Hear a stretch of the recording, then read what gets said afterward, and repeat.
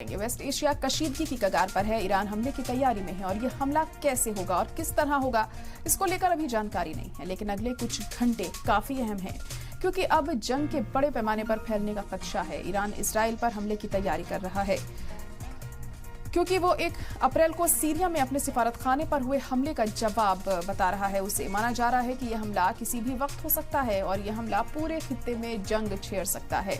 वहीं सीनियर अमेरिकी अफसरान का कहना है कि इस बात के पूरे इम्कान हैं कि ईरान जल्द ही इजराइल पर हमला करेगा। वहीं अगर इजरायली मीडिया की माने तो ईरान आज मिसाइल और ड्रोन लॉन्च कर सकता है। ईरान ने अरब ममालिक के जरिए अमेरिका को पैगाम भेजा है जिसमें ईरान की तरफ से कहा गया है कि अगर आप इजराइल तशद्दुद में मुदाखलत करते हैं तो हम अमेरिकी ठिकानों पर भी हमले करेंगे। ये वार्निंग तक दी गई है। अब अमेरिकी सदर जो बाइडेन ने कहा था कि वह उम्मीद कर रहे थे कि तेहरान जल्द से जल्द इजराइल पर हमला करेगा। हालांकि उन्होंने ईरान को हमला करने के खिलाफ इंतबाह दिया है और इस बात पर जोर दिया है कि अमेरिका हर हाल में इजराइल की हिफाजत करेगा। बाइडेन अपनी नेशनल सिक्योरिटी टीम से हालात पर लगातार अपडेट ले रहे हैं। 81 साल के कमांडर इन चीफ ने ईरान को हमला न करने की वार्निंग भी दी है। वहीं जब बाइडेन से ईरान के पैगाम के बारे में पूछा गया तो उन्होंने इनकार कर दिया। इलाकाई कशीदगी बढ़ने के खदशे के बावजूद इजराइल की फौज ने कहा है कि उन्होंने मुमकिना ईरानी हमले का जवाब देने के लिए अपनी हिकमत अमली तैयार कर ली है। फौज के तर्जुमान के मुताबिक इजराइल मुख्तलिफ हालात से निपटने के लिए तैयार है जिसमें डिफेंस और अटैक दोनों तरह की कार्रवाई शामिल है, जबकि मुबैना तौर पर इजराइल ने अपने सभी इलाकों को हमले के लिए तैयार रहने के लिए कहा है। उन्हें ये भी तय करने के लिए कहा गया है कि सभी आम रिहायशी शेल्टर्स इस्तेमाल के लिए तैयार हैं। इजराइल ने अपने शहरियों को भी अलर्ट रहने के लिए कहा है।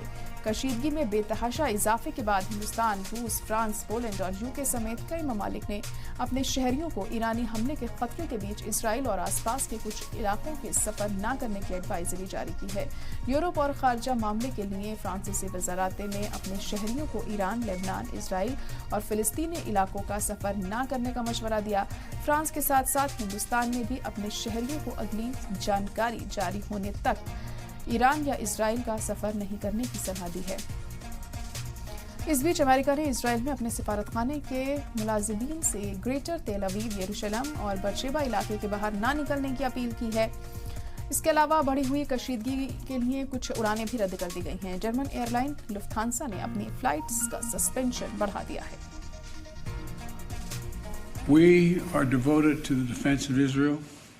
We will support Israel. We will help defend Israel, and Iran will not succeed. What is your message to Iran? What is your message to Iran right now? Mr. President, to Iran in this moment. Don't.